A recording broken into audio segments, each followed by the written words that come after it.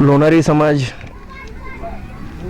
मुळात महाराष्ट्रामध्ये किंबहुना देशामध्ये अत्यंत अल्पशा स्वरूपातला हा समाज आहे. महाराष्ट्राच्या एकूण भौगोलिक असेल किंवा राजकीय असेल, आर्थिक असेल, सामाजिक असेल, यामध्ये या समाजाचं स्थान तसं नगण्य असल्यासारखं आहे. त्याचं कारण पण मुळात हा समाज अल्प असल्यामुळे असेल, किंबहुना खूपच मागास अशा भागामध्ये, खास करून दुष्काळी पट्ट्यामध्ये मोठ्या प्रमाणावर हा समाज दिसून येतो. किंवा मुख्यत्वे व्यवसाय जो आहे तो मूळचा आमचा मिठाचा व्यवसाय. मीठ म्हणजे लोण, आणि लोण या नावावरूनच लोणारी असं नाव या समाजाला पडलं. बहुतांशी या महाराष्ट्राच्या ह्याच्यावर बघितलं तर एक 1% म्हणलं तरी चालेल, 1% ही समाज नसेल आमचा. तर इथं मान तालुक्यात बघितलं तर पानवण, वळई, जांभुळणी, शेनवडी, कुर्नेवाडी, वरकुटे वगैरे ह्या अशा एक 7 ते 8 गावात बऱ्यापैकी समाज आहे. आणि पूर्ण महाराष्ट्रात बघितलं तर फलटण तालुक्यात थोडासा आहे, सांगोला तालुक्यात लोणारवाडी म्हणून गाव आहे, महूद म्हणून गाव आहे, महूदमध्ये थोडा आहे, लोणारवाडी वगैरे इथं भरपूर आहे, डेंबरवाडी म्हणून एक गाव आहे. बऱ्यापैकी गावं आहेत, काय ठिकाणी ते पूर्ण आहेत, म्हणजे पूर्ण लोणार समाजाचे. आणि बऱ्यापैकी म्हणजे 80% समाज आहे आमचा ते पूर्णपणे ऊसतोड कामगार. मग सांगली, कोल्हापूर, कराड वगैरे ह्या भागात पूर्णपणे ऊसतोडीच्या ह्याच्यावर सगळं हे असतं. माझं नाव महादेव खिलारी. आम्ही मुद्दगाव करगणी आमची. इथं आम्ही इथं राहायला म्हणजे आजोबांचं आलेलं आहे मेंढरं घेऊन. इथं मेंढरं ही व्यावसायिक करून आपलं म्हणजे त्यांनी पहिलं इथं आळा म्हणते ते आळा पद्धत म्हणजे करंजडाचं असं म्हणजे काही तर ते कोळसाई पद्धतीने असं करून त्यांनी इथं ठाण मानलं. पुण्यानंतर तिथे जिकडे तिकडे आजोबांना वारल्यावर आम्ही आपलं कोण ऊस तोडीला जा, म्हणजे पोट भागत नव्हतं, कोण ऊस तोडीला जा, कोण मेंढरं घेऊन जा, असं म्हणजे इथं झालं. पुण्या आम्ही आता म्हणजे भाऊ आमचं, मी, शाळा आमची घरची हालत कमी असल्यामुळं शाळा काय शिकू शकलो नाही. ऊस तोडीला जायचं एक मुकदम 50-60 हजार रुपये उचलले ते. तिथून आलं इथं बसून खायला, काय दुसरं काम नाही. इथं गेलो कामाला सातारपर्यंत जाय डांबरीला 200 रुपये 250 रुपये हजरी काम करायचं, घर खर्च भागवायचं. मुला बाळा आजारी पडली मुकदमावर पैसे घ्यायचं आणि ते भाग. शिक्षणाचं जर तुम्ही बघितलं तर एक 2% म्हणूया आपण, 2% म्हणजे 10वीच्या नंतर जर शिकलेले तुम्ही जर पिढी बघितली तर 2% जास्तीत जास्त होईल. मग प्राथमिक शिक्षणाच्या बाबतीत बघितलं तर बऱ्यापैकी आहे, एक 70-80% टक्केवारी असेल. पण जर 10वीच्या नंतर जर बघितलं तुम्ही 2%, आणि जर PGचं वगैरे लेवल बघितली तर 0.1%, 0.1% म्हणजे 100त 1 म्हणलं तरी काय हरकत नाही, एवढं इतकं. म्हणजे आता माझं जर उदाहरण घेतलं सर, तर मी ज्यावेळी BAच्या 3rd इयरला असताना मी परीक्षेला चाललो होतो आणि वडील तिकडून यायला लागलेले, मी इकडून चाललेलो. तर वडील म्हणले कुणीकडे चालला आहे, तर म्हणलं परीक्षेला चाललो आहे. तर मग म्हणले की आजचे दिवस थांब, परीक्षेला तू उद्या जा. म्हणजे त्यांना म्हणजे इतकं म्हणजे शिक्षणाच्या बाबतीत म्हणजे जे मागची पिढी आहे आमची ती इतकी माग असलेली आहे की त्यांना शिक्षण परीक्षा म्हणजे नेमकं काय कळत नाही. म्हणजे आज पेपर आहे, तो पेपर आजच द्यायला पाहिजे किंवा त्या ठरलेल्या वेळेतच द्यायला पाहिजे हे सुद्धा त्यांना म्हणजे असं माहीत नाही की बाबा आजचा पेपर आज द्यायला पाहिजे किंवा 11 ते 2 पेपर आहे तो 11 ते 2 या वेळेतच द्यायला पाहिजे, की उद्या दे, म्हणजे आज एक थोडंसं काम आहे, थांब आजच्या दिवस आणि उद्या दे. म्हणजे असं म्हणजे पालकांचं सुद्धा हे आहे की बाबा त्या शिक्षणाच्या बाबतीत एवढं हे आहे उदासीनता. म्हणजे का तर आर्थिक परिस्थितीच, हे दुसरं त्याला कारण नाही. आर्थिक परिस्थितीमुळं त्यांना पण शिक्षणाचं हे झेपत नाही. जर आता प्राथमिक शिक्षणाची सोय हित आहे म्हणून, नाहीतर आणि खर्च जास्त येत नाही म्हणून प्राथमिक शिक्षण कसं तरी पोरांना दिलं जातं. त्याच्यानंतर मग ज्याची थोडी बऱ्यापैकी परिस्थिती आहे किंवा काय आहे त्याचंच पुढे शिक्षण, बाकी नाही. आणि शासकीय शासकीय नोकरीत जर बघितलं की नाही सर, हजारा पाठीमागे एक माणूस म्हटलं तरी भरपूर झालं.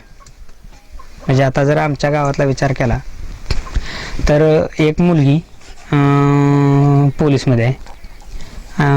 बस एकच मुलगी फक्त ओनली. एवढा समाज जरी गावात आहे, 800 ते 900 लोकसंख्या असेल, एवढ्यात एक मुलगी फक्त पोलीस म्हणून मागल्या 2 वर्षापूर्वी लागली. लोणार समाज आमचा मागासच आहे ना. म्हणजे काय लोणार समाज काय काय या माळावर काय काम नाही, धंदा नाही. आम्ही शिकलेलो आहे पण आमचा उपयोग नाही. काय उसाला जातोय आम्ही. मस्त 9वी पासून 10वीत गेली आहे पण काय उपयोगच नाही ना. इथं कामं नाही, धंदा नाही, काय नाही दार नाही, शेतीवाडी नाही, काय नाही. उसाला जायचं 6 महिनेच पैसे घ्यायचं, खायचं. रोजगार पण नसतो या. रोजगार करणे खाणे, रोजगार पण नाही येळेला.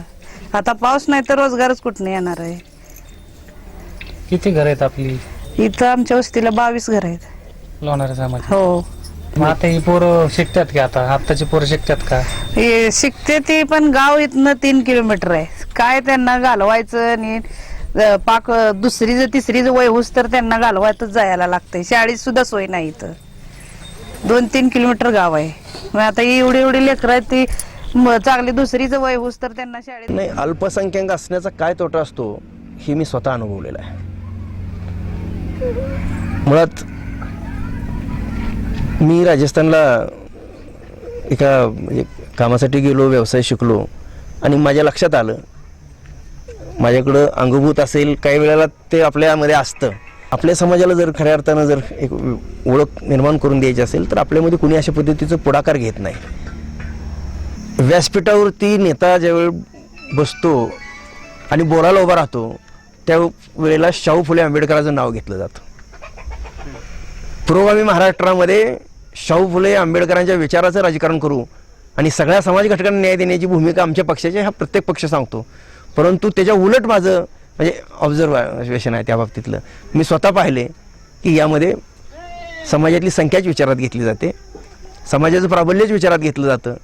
समाजाला न्याय देण्याची भूमिका फक्त ही व्यासपीठावरची असते, ही वास्तवाच्या पलीकडचं आहे. ॲक्च्युली इथं संख्याबळच घेतलं जातं. जर तसं जर बघितलं तर आपण बघाल, क्षमता असून सुद्धा केवळ आपण अल्पसंख्याक आहोत. अरे आपली टाळकी किती, नेहमी आम्ही म्हणतो अरे आपली टाळकी किती आणि आपण घास किती मोठा घेतोय. म्हणजे ही एक मानसिकता असल्यामुळं आजपर्यंत कुणी पुढं जातच नव्हतं. आणि माझ्यासारख्याचा ज्या वेळेला यामध्ये सहभाग वाढला किंवा मी ज्या वेळेला इकडं आलो त्यावेळेला मी पहिल्यांदा पंचायत समिती निवडून उडवली. त्यामध्ये अत्यंत अल्पमतानं मला पराभवाला सामोरं जावं लागलं. परंतु नंतर मी राष्ट्रवादी काँग्रेसचा तालुका अध्यक्ष झालो, या ठिकाणी ओबीसी चेहरा म्हणून. पण समाजाचा विचार करता अत्यंत अल्प समाज असल्यामुळं ज्या वेळेला वरच्या पदाची संधी येते त्यावेळेला यांना पद देऊन शेवटी बेरजेच्या राजकारणात आपण म्हणतो आणि नेहमी बेरजेचं राजकारण ह्याच्यामध्ये आजकाल बोललं जातं. तर बेरजेच्या राजकारणामध्ये तुमचा टक्का किती आहे, मताचा प्रतिशत एकूण ह्याच्यामध्ये किती आहे आणि तुम्ही निर्णायक आहात का, आणि तेही तुम्ही एकीनं जाऊन उद्या त्याला कुणाला पराभूत करू शकताय किंवा विजयाकडे नेऊ शकताय, अशी स्थिती असेल तर त्याचा विचार केला जातो. पण मी तर म्हणेन की केवळ अल्पसंख्याक असल्यामुळं किंवा राजकारणामध्ये आमचा टक्का कमी असल्यामुळं लोकसंख्येच्या अनुपातात माझ्यासारख्यावर म्हणजे मी म्हणू नये पण खूप मोठा म्हणजे मला खूप संधी होती. मी खूप काम केलं, सामाजिक काम केलं, या जिल्ह्यामध्ये काम केलं. तुम्ही आज सातारा जिल्ह्यामध्ये कुणालाही विचारलं शिवाजीराव शिंदे तर तुम्हाला एक कुणीही सांगेल हां शिवाजीराव शिंदे आम्ही ओळखतो. म्हणजे इतकं नाव असून सुद्धा ज्यावेळेला राजकीय संधी देण्याची सत्तेची ज्यावेळेला परिस्थिती झाली त्यावेळेला डावलण्याचं काम हे माझ्या निदर्शनास आले. आणि म्हणून अल्पसंख्याक असण्याचा आणि लोणारी समाज हा अत्यंत तुटपुंजा आणि ज्याचं उपद्रव मूल्य म्हणतो आपण, उपद्रव मूल्य शून्य आहे या समाजाचं. जे आहे हे स्वीकारायचं आणि स्वीकारून पुढं जायचं. आता आपण बघतोय धनगर समाजाच्या आरक्षणाचा मुद्दा पुढं आलाय, अनेक समाज पुढे येत आहेत. पण येत असताना ज्या पद्धतीचं त्यांचं उपद्रव मूल्य आहे, ज्या पद्धतीनं ते संख्येने येत आहेत त्या पद्धतीनं मुळात संख्याच आमची कमी आहे आणि मुळात समाज खूप मोठ्या प्रमाणावर विखुरलेला आहे, छोटा आहे. त्यामुळे राजकीयदृष्ट्या खूप मोठं नुकसान या समाजाचं झालेलं आहे. खास करून समाजाचं झालं आहे, मी स्वतः त्या प्रक्रियेत असताना मी त्याचा अनुभव घेतला आहे. जिल्हा परिषदेचं अध्यक्षपद माझं फायनल असून सुद्धा आयत्या वेळी ते डावललं गेलं, कारण तिथं मताचाच विचार केला झाला की लोणारी समाजाला संधी मिळाल्यानंतर मतं किती मिळतील पार्टीला, आणि तेच जर धनगर समाज जो मोठ्या प्रमाणावर या जिल्ह्यामध्ये स्वाभाविक आहे, कुठलाही पक्ष आज तोच विचार करतोय. माझ्यावर अन्याय जरी झाला असला तर हे पण सत्य, जे विदारक सत्य आहे, हे आपण पण स्वीकारले की आम्ही कमी आहोत. परंतु काळ बदलेल, या समाजामध्ये राजकीय जाणीवसुद्धा वाढीला लागली आणि एकी वाढते. एकी वाढणं म्हणजे समूहगट निर्माण करून अशांतता निर्माण करणं हा आमचा उद्देश नाही, परंतु समाजामध्ये ती जाणीवसुद्धा होणं ही पण काळाची गरज आहे. किंवा शासनकर्त्याचं लक्ष आपल्याकडं खेचून घेणं किंवा त्यांच्या निदर्शनास आणून देण्यासाठी का होईना आपण एक झालं पाहिजे. ज्यावेळी हे गावी येतात त्यावेळी नेमका उन्हाळा असतो आणि उन्हाळ्यामध्ये प्यायला पाणी नसतं. आता आपण याचं मला वाटतं शूटिंग केले. हा काल इथं लग्न कार्य होतं, हा भाड्यानं घेतलेला टँकर आहे. पाणी 5-6 दिवसातनं ग्रामपंचायतीच्या स्कीममधनं येतं, परंतु पाण्यासाठी भटकंती करावं लागते. 10-10 किलोमीटर या लोकांना जावं लागतं. तुम्ही ह्या वस्तीचाच विषय नाही, सर्वदूर ह्या गावात कुठेही गेला तर या समाजाची लोक अशाच हालाकीमध्ये, अशाच परिस्थितीमध्ये, कारण ऊस तोडणीनंतर दुसरा मुख्यत्वे व्यवसाय उदरनिर्वाहाचा शेती हा ह्यांचा मुख्य व्यवसाय होऊ शकत नाही, कारण ह्याला पाणीच नाही. असणारी तुटपुंजी शेती आणि त्याला पुन्हा पाणी नाही. जर पाणीच असतं तर ऊस तोडणी करायला यांना जावंच लागलं नसतं. आम्ही तरी नेहमी म्हणतो की आम्हाला जर पाणी आलं असतं, जिल्ह्यात धरणं झाली, या मान तालुक्याला सिंचनाखाली आणलं नाही, कारण जो काही हरित पट्टा आहे, ज्या कृष्णाकाठचा जो परिसर आहे, जो मुख्यत्वे या राज्याचं आणि या जिल्ह्याचं नेतृत्व करतायत, त्यांनी या भागाला कायमस्वरूपी दुष्काळी ठेवले. कारण इथं जर सुकाळ आला, इथं जर पाणी आलं तर कष्टकरी जनता तुमचा ऊस तोडायला कशाला जाईल. म्हणून आम्हाला काही वेळा असं म्हणावं लागतं की आम्हाला एवढ्यासाठीच पाण्यापासून वंचित ठेवलं आहे की काय, की कायम इथं असणारा दुष्काळ आणि मग ह्यांना मोठ्या संख्येने मिळणारा मजूर ही आमची कायमस्वरूपीची व्यवस्था हिने केली काय, अशा स्वरूपाचं आहे. कारण दुसरं उदरनिर्वाहाचं इथं साधन कुठलंच नाही.